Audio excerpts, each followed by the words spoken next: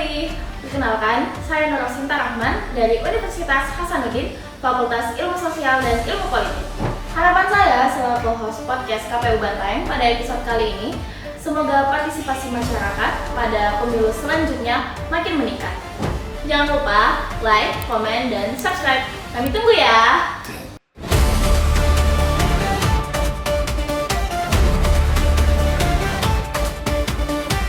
Di era media sosial ini, apakah literasi demokrasi itu juga bisa menjadi bekal untuk mengubah masa depan bangsa? Antara literasi demokrasi dengan pelatihan vokasi sesungguhnya itu memiliki irisan yang sama. Mengapa pendidikan pemilih itu perlu dirawat? Demokrasi itu tidak dibatasi oleh ruang dan waktu. Apa bentuk kolaborasi sederhana antara KPU dan BPVP sendiri, Pak? Ngurus negara ini nggak boleh kita sendiri. Harus seluruh stakeholder ini harus berkolaborasi. Apa makna satu suara bagi peserta BPVP, Pak? Pemimpin itu tidak lahir lagi dari kerajaan.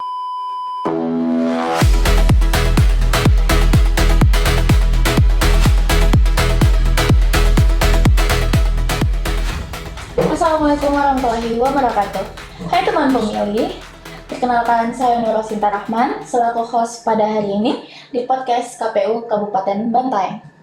Nah, di podcast kali ini kita akan membahas tentang pemilih cerdas, vokasi berkualitas, tentang bagaimana BPV Bantaeng mengambil peran strategis dalam pendidikan politik, membangun kesadaran pemilih muda, serta berkontribusi dalam mengawal proses demokrasi agar tetap berjalan jujur, adil, dan bermartabat. Dan hari ini kita kedatangan tamu spesial atau sosok tokoh penting, yaitu Bapak Arsyad, SPD MPDI, di mana beliau adalah Kepala Balai Pelatihan Vokasi dan Produktivitas Bantaeng atau BPVP Bantaeng. Di mana BPVP ini merupakan unit pelaksanaan teknis pusat di bawah Ketenagakerjaan Republik Indonesia yang berfokus pada penyelenggaraan program pelatihan kerja dan peningkatan kompetensi sumber daya manusia. Langsung saja kita sapa narasumber kita pada hari ini. Selamat datang di podcast KPU Bantaeng. Bagaimana kabarnya hari ini, Pak? Baik atau bahagia? Alhamdulillah sehat walafiat dan juga bahagia. Alhamdulillah sehat walafiat dan juga bahagia, teman-teman. Semoga kita semua selalu diberikan kesehatan ya. Nah, sering kita mendengar bahwa keterampilan dapat mengubah masa depan seseorang. Menurut BPVP sendiri, Pak, di era media sosial ini, apakah literasi demokrasi itu juga bisa menjadi bekal untuk mengubah masa depan bangsa? Sangat menarik sekali pertanyaan Mbak Sinta hari ini. Apakah literasi demokrasi bisa merubah ya, baik merubah pola pikir maupun pola merubah nasib barangkali kira-kira begitu ya. Jadi antara literasi demokrasi dengan pelatihan vokasi sesungguhnya itu memiliki irisan yang sama. Kenapa? Karena sama-sama di situ ada, kalau di kami ada pelatihan vokasi, kalau di sini ada pendidikan literasi demokrasi, ya kan? Nah, antara dua sisi pelatihan vokasi dan literasi demokrasi, negara bisa maju dan berkembang karena memahami literasi demokrasi dan sumber daya manusia bisa unggul karena ada pelatihan vokasi. Kira-kira begitu Mbak Sinta ya? Betul, Pak. Ya. Nah, ngomong-ngomong tadi kita membahas tentang keterampilan, Pak. Nah, kalau keterampilan itu diasah melalui latihan, apakah menjadi pemilih yang cerdas juga perlu terus dilatih, Pak? Dan pendidikan pemilih itu untuk apa menurut Bapak? Nah, Mbak Sinta, ukuran berhasil demokrasi ketika pemilihnya itu pemilih cerdas. Nah, terus bagaimana katanya dengan pelatihan vokasi? Pelatihan vokasi itu adalah ruang yang khusus yang diberikan kepada para pencari kerja agar memiliki skill dan keterampilan terutama di era industrialisasi dan era digitalisasi saat ini. Nah, saat ini dalam perspektif Kementerian Ketenagakerjaan, kalau seseorang mendapatkan pekerjaan atau mencari kerja tanpa dibarengi dengan skill dan keterampilan, maka itu sangat susah untuk mendapatkan akses pelatihan itu. Nah, tadi terus bagaimana relevansinya antara pemilih cerdas dengan pelatihan vokasi, itu kan? Ini penting saya menyampaikan kepada seluruh pemirsa bahwa pemilih cerdas, sekali lagi saya ingin menekankan bahwa pemilih cerdas itu sangat menentukan tentang output dan hasil pemimpin itu sendiri. Nah, ketika seseorang pemilih tidak memilih, lalu memilih dengan tidak menggunakan kecerdasannya, maka saya yakin dan percaya kita akan melahirkan juga pemimpin-pemimpin yang tidak berkualitas. Nah, sama halnya dengan pelatihan vokasi. Ketika seseorang ingin mendapatkan pekerjaan atau seseorang sedang bekerja lalu tidak dibarengi dengan skill dan keterampilan, maka sumber daya manusia yang bekerja di salah satu industri itu pasti tidak akan menghasilkan output yang bagus. Jadi yang bisa diambil itu Pak, keterampilan itu sangat dibutuhkan ya Pak untuk di masa sekarang dan masa yang akan datang. Iya. Nah ngomong-ngomong tadi Pak, kita ada mention demokrasi. Nah pemilu itu telah usai, tetapi demokrasi itu tidak pernah benar-benar selesai. Iya. Menurut Bapak, mengapa pendidikan pemilih itu perlu dirawat? Nah, Mbak Sinta, pemilu itu adalah proses, ya. Pemilu itu hanya adalah proses 5 tahunan, ya.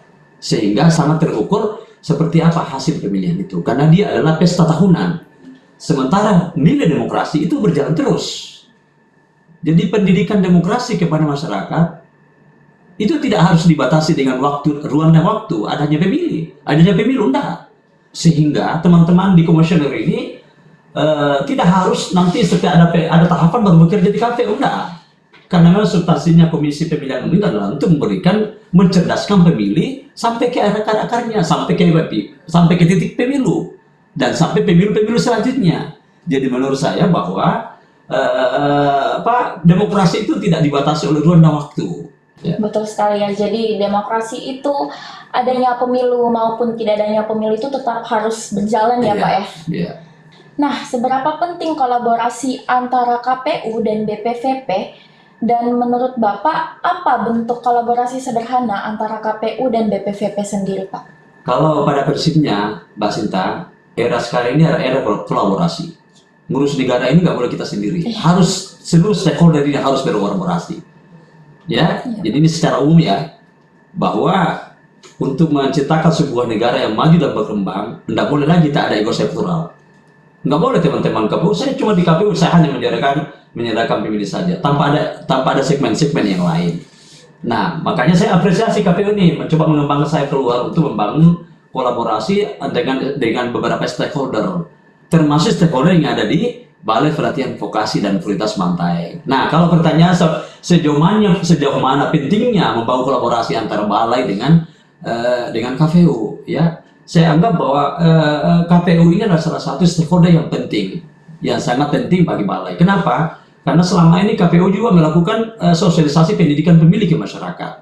Sementara saya juga terjun ke masyarakat untuk mengajak masyarakat agar mengikuti pelatihan vokasi di BPVP Bantaeng. Jadi kami sejalan seiring untuk memberikan akses informasi kepada seluruh masyarakat berkaitan dengan pelatihan vokasi dan penguatan skill dan keterampilan kepada masyarakat, terutama pencari kerja. BPVP ini Pak mencetak tenaga kerja yang siap berkarya. Ya. Nah, KPU itu menyiapkan masyarakat agar siap berdemokrasi. Ya, betul. Menurut Bapak sendiri itu di mana titik temu dari dua ikhtiar besar ini Pak? Titik temunya sebenarnya di output Pak, di hasil. Okay. Ya, kami melakukan proses yang sama-sama objeknya adalah masyarakat. Jadi objek pelatihan vokasi dan prioritas itu adalah masyarakat, terutama generasi milenial. Kemudian objek untuk sosialisasi atau tingkat partisipasi pemilih itu ada di masyarakat.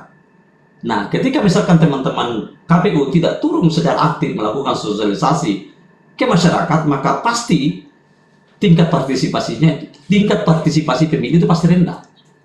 Sama halnya dengan BPVP. Kalau saya tidak aktif turun ke masyarakat untuk memberikan akses informasi kepada seluruh masyarakat, maka masyarakat tidak mengetahui kalau di Bantaeng ini ada balai pelatihan vokasi dan prioritas yang diperuntukkan untuk mencetak, yang diperuntukkan untuk memberikan skill dan keterampilan kepada mereka. Jadi titik temunya adalah sama-sama berada di masyarakat. Jadi informasinya menyeluruh ke masyarakat, demokrasinya meningkat. Informasi yang saya sampaikan ke masyarakat terkait dengan pelatihan vokasi dan prioritas, pasti masyarakat akan berbondong-bondong datang untuk ikut berlatih di balai. Kira-kira gitu. Betul Pak. Ya, Mbak Sita ya. Iya betul Pak. Ya.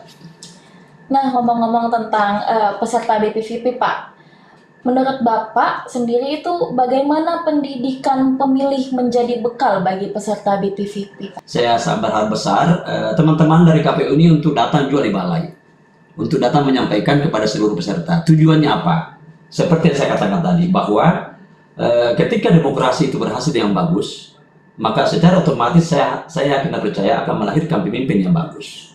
Nah, ketika KPU sudah melahirkan pemimpin yang bagus, lalu saya menciptakan sumber daya manusia yang berkualitas, maka pasti akses informasinya, titik temunya di situ adalah warga Bantaeng ini memiliki masyarakat Bantaeng memiliki skill dan keterampilan. Maka seorang pemimpin yang dilahirkan oleh KPU akan memanfaatkan sumber daya manusia SDM yang dicetak oleh balai agar mereka bisa bekerja dengan maksimal di industri-industri. Satu. Yang kedua, kalau pemimpin yang passionate yang dilahirkan oleh KPU itu sendiri, maka saya yakin dan percaya akan mampu menciptakan wirausaha baru di tengah masyarakat.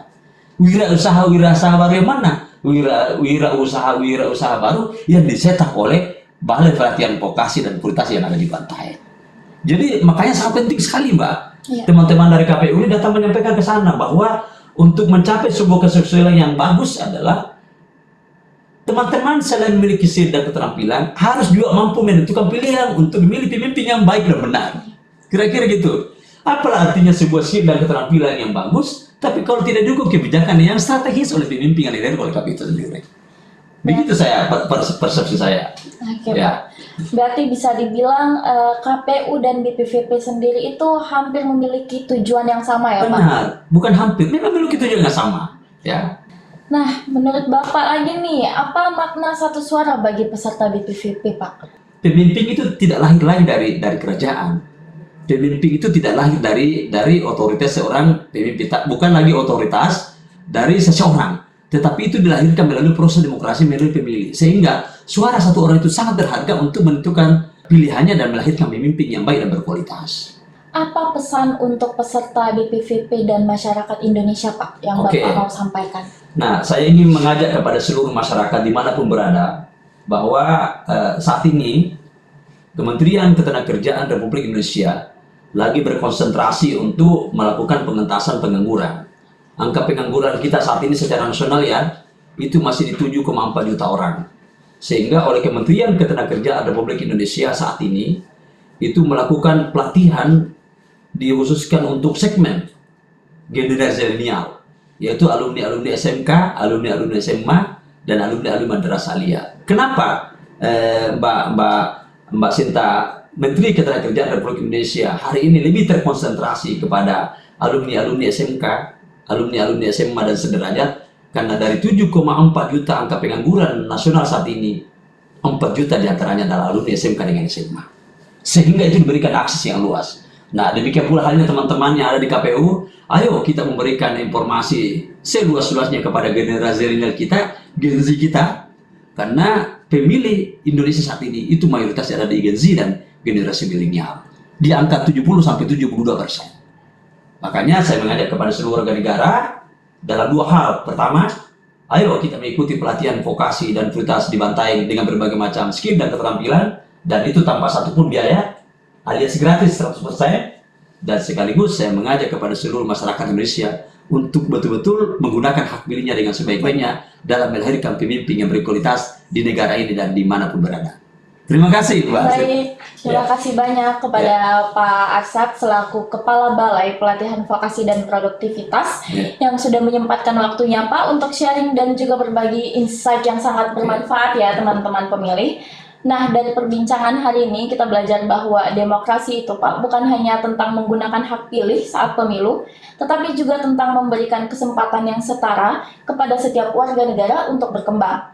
Nah, melalui pendidikan pelatihan vokasi, lahir sumber daya manusia yang kompeten, produktif, mandiri, dan siap mengambil peran dalam pembangunan serta kehidupan demokrasi yang hebat. Jangan lupa, pantau terus podcast KPU Kabupaten Bantaeng pada episode selanjutnya. Like, comment, share, dan subscribe. Kami tunggu ya. Wassalamualaikum warahmatullahi wabarakatuh. Waalaikumsalam warahmatullahi wabarakatuh.